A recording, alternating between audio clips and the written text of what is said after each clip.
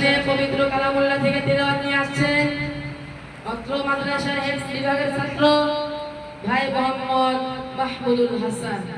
ভাই মোহাম্মদ মাহমুদুল হাসান। আসসালামু আলাইকুম ওয়া রাহমাতুল্লাহি ওয়া বারাকাতুহু। أعوذ بالله من الشيطان الرجيم. بسم الله الرحمن الرحيم.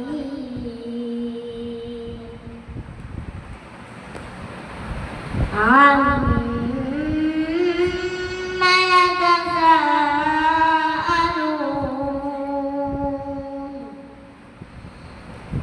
عن النبأ العظيم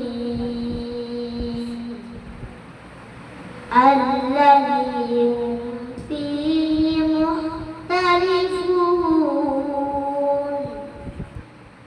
كلا سيعلمون ثم كلا سيعلمون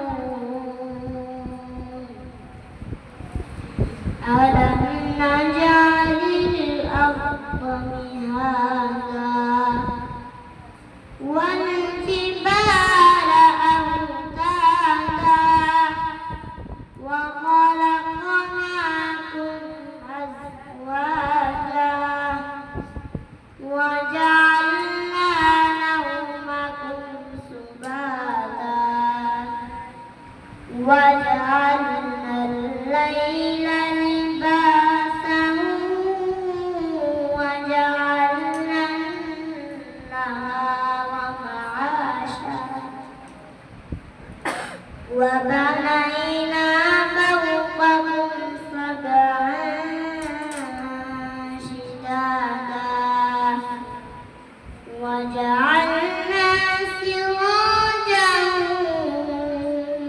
وهاجا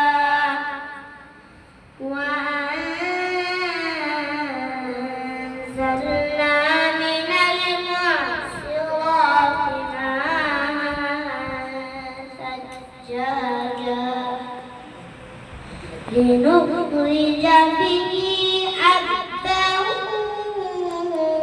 ونباتا وجنات ألفافا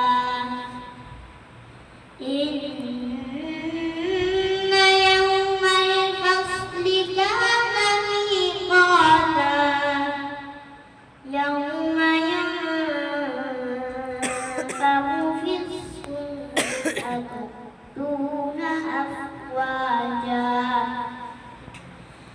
وفتحت السماء